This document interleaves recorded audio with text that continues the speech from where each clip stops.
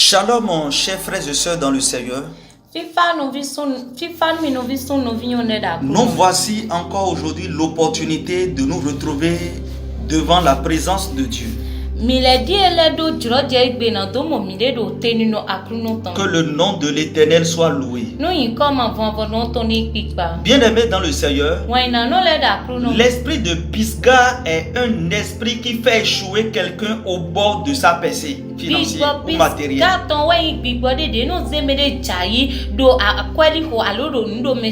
Lorsqu'il est déjà complètement arrivé. C'est pourquoi je l'appelle aussi l'esprit de presque là. Hier, le jour 8 de ce programme, nous avons parlé de cet esprit. Nous avons utilisé l'histoire de Madoché pour montrer tout ce qui peut arriver dans la vie d'un homme lorsqu'il est sous l'emprise de cet esprit.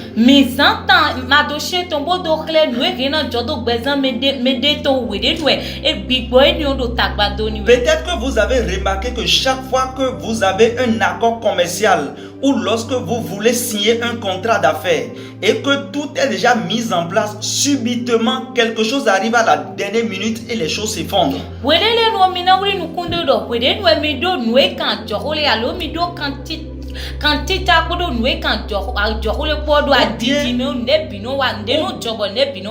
bien vous voulez signer un contrat d'affaires et vous savez déjà que tout a déjà réussi, mais subitement c'est que toutes choses sombres, toutes choses s'effondrent, ou vous êtes sur la file d'attente de quelque chose que vous espérez. Et vous êtes déjà sûr que vous allez le recevoir. Et à la dernière minute, vous ratez lamentablement cette chose. Chaque fois que vous assistez à un entretien d'embauche,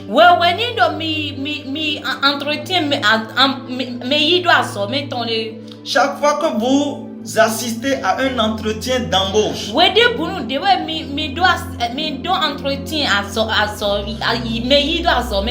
on doit vous recruter quelque part. On fait l'entretien avec vous. Au stade final, malgré le succès que vous avez eu au cours de l'entretien, ils vous disent désolé, nous ne pouvons pas vous prendre.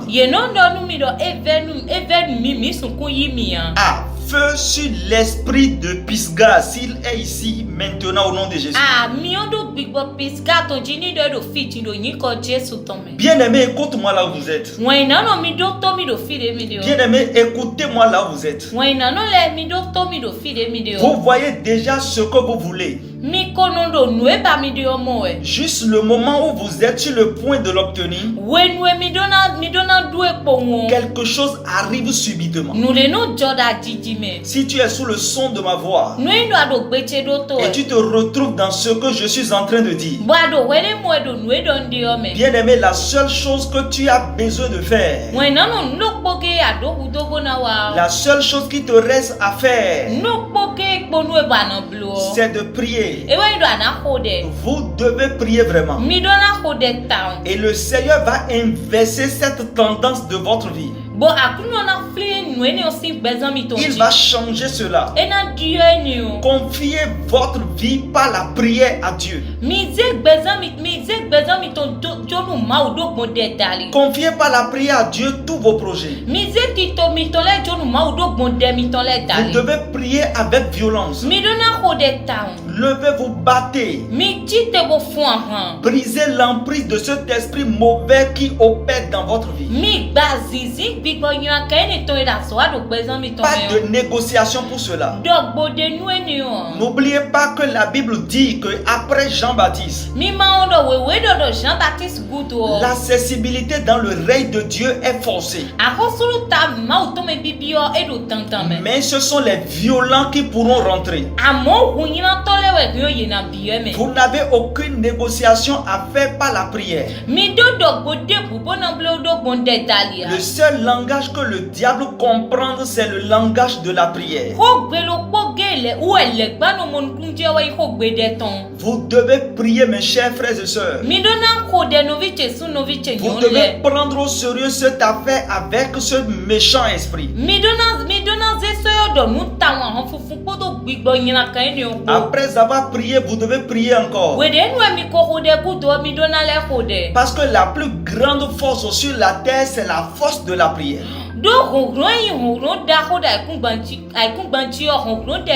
La prière est la bombe la plus atomique et la plus dangereuse qui peut détruire tout dans une rapidité extrême.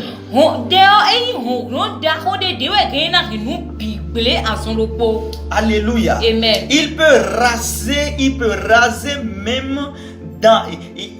peut raser même la terre en fraction de seconde. Alléluia. Amen. La force de la prière est la parole parlée au nom de Jésus. Esther a dit, nous devons jeûner et prier.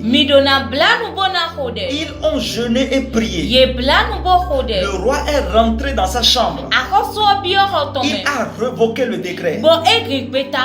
Alléluia. Amen. Élie a fermé le ciel par la prière. Il a mis la clé dans sa poche. Il a déclaré qu'il n'y aura plus pendant 3 ans. Aucune goutte d'eau n'est tombée du ciel sur la terre pendant tous les 3 ans. Même pas de rosée.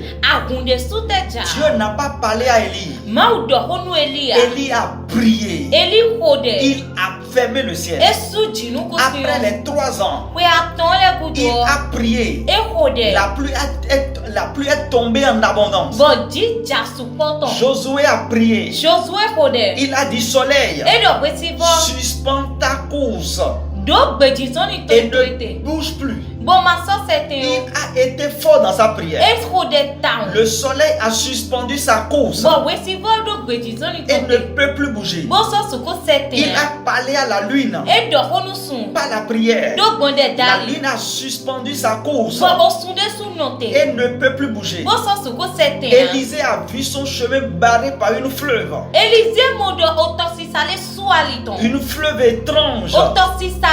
Il a pris le manteau d'Élie. Il frappa le fleuve. Il dit, mon père, le fleuve se divisa en deux.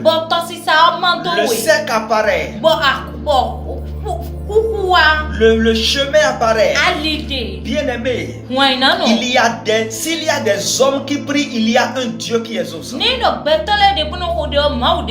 Dans Apocalypse chapitre 1, le verset 8. Je suis l'alpha et l'oméga, dit le Seigneur Dieu. Celui qui est, était et qui vient. Le Tout-Puissant. Dans Hébreux chapitre 13, verset 8. Jésus-Christ est le même hier, aujourd'hui et éternellement. Dans Somme 24, verset 7. David dit, porte, élevez vos linteaux, élevez-vous, élevez-vous, élevez-vous, soulevez-vous, porte éternelle, que le roi de gloire fasse son entrée. Ici, David a proclamé qu'il n'est pas juste un roi, mais il est aussi un roi de gloire, et qu'il n'est pas question qu'il reste hors de la porte. Il doit rentrer dans la maison. Il a dit qu'il n'est pas question qu'il reste hors de la porte. Il doit rentrer dans la maison. Qu'est-ce que je vois ici? Il y a un roi de gloire qui est caché dans David. Et ce roi de gloire doit se manifester afin qu'il puisse rentrer physiquement dans sa maison de gloire.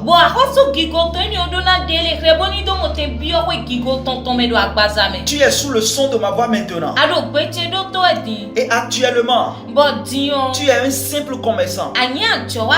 Alors qu'un commerçant de gloire est caché en toi. Il est temps qu'il se manifeste. Actuellement, tu es un simple enseignant. Alors qu'il y a un enseignant de gloire qui est caché en toi. Actuellement, tu es un simple homme d'affaires. Alors qu'il y a un homme d'affaires de gloire qui est caché en toi. Actuellement, tu es un simple entrepreneur. Alors qu'il y a un entrepreneur de gloire qui est caché en toi. Je suis venu par la force de la prière annoncer sur ta vie au nom de Jésus. Tout potentiel en toi, toute capacité en toi, toute qualité en toi que l'ennemi a couvri et refuse qu'il se révèle. Je viens prophétiser en déclarant en cette année, la main de l'Éternel va enlever cette voile-là.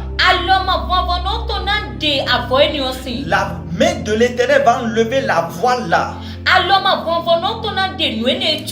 Ce potentiel va se manifester par le feu. Cette qualité en toi va se manifester par le feu. Cette connaissance en toi va se manifester par le feu. Cette capacité en toi va se manifester par le feu. Au nom de Jésus-Christ de Nazareth, tu apparaîtras sur le toit. Tu apparaîtras sur le toit. Tout le peuple te verra. On t'applaudira. Tout le monde te connaîtra. Tu vas vivre ta destinée au nom de Jésus. Bien-aimé, pour Madoché, Dieu pouvait dire allons, descendons dans le pays.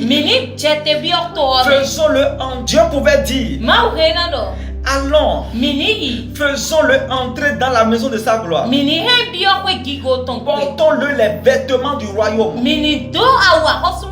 Mettons-le sur le cheval du roi. Conduisons-le à la place publique. Amenons le peuple à faire son éloge. Mettons-le dans sa destinée. Je suis venu aujourd'hui avec cette parole pour annoncer à quelqu'un. C'est assez. Tu attends rester à la porte. David a dit, il y a un roi de gloire qui est en moi. Mais les portes ont empêché le roi de gloire de rentrer dans la maison. Les linteaux sont venus trop bas pour que le roi de gloire entre. C'est pourquoi que les portes s'ouvrent. Que les linteaux aillent en haut. Je dois rentrer dans la maison. David a prié. David connaît le secret. Madoché a prié. Alléluia. Amen. Ils ont jeûné. Ils sont rentrés dans la maison. Madoché a possédé sa possession. Aman est tué sur le même bois qu'il avait préparé pour Madoché. Pourquoi? Parce qu'ils ont jeûné. Ils ont fait 3 jours. Après le 3e jour, leurs vies ont changé. Le décret fut annulé. David connaissait ce secret. Il a prié. Il a constaté que là où il est maintenant, il est sur la porte. Et que aussi longtemps il est à cette porte-là, rien ne peut marcher. David, quelqu'un est sous le son de ma voix maintenant. Tu es à la porte de ta bénédiction. conditions? Qu'attends-tu pour te lever dans la prière? Qu'attends-tu pour te vaquer dans la prière? Qu'attends-tu pour dire non, c'est assez? Qu'attends-tu pour dire maintenant je vais jeûner? C'est le temps de prier. C'est le temps de jeûner. C'est le temps de refuser cette situation. Dans Psaume 138, verset 8. David a dit pour ce que je sais. Le Seigneur perfectionnera ce qui me concerne. Je prie pour quelqu'un aujourd'hui. Quelle est cette porte sur laquelle tu es depuis des années? Lève ta voix là-bas et dis c'est assez. En cette année, je vais rentrer dans la maison de ma gloire. Je vais rentrer dans la maison de ma position. Je vais rentrer dans la maison de ma grandeur. Commence à prier comme ça. Commence à prier comme ça. Au nom puissant de Jésus. En cette année, je vais rentrer dans la maison de dans ma maison de gloire. Je vais posséder mes possessions. Je vais posséder mes possessions. Je vais posséder mes possessions. Je vais rentrer dans ma gloire. Ma renommée va se manifester. Mon vraie identité va se manifester. La qualité de personne que je suis va se manifester. Au nom puissant de Jésus de Nazareth. Bien-aimé, continue à faire cette prière là où tu es. Déclare là où tu es. Que ta vie ne va jamais rester comme ça. Que ta vie ne va jamais rester comme ça. Tu vas encore prier. Tu vas dire, vous les lentos qui empêchent mon entrée dans mes affaires, qui empêchent mon entrée dans la gloire, dans la grandeur. Élevez-vous. Élevez-vous. Élevez-vous. Élevez-vous. Au nom de Jésus de Nazareth. Bien-aimé, continue à prier comme ça. Déclare comme ça. Et que le Seigneur te bénisse. Au nom de Jésus de Nazareth. Shalom.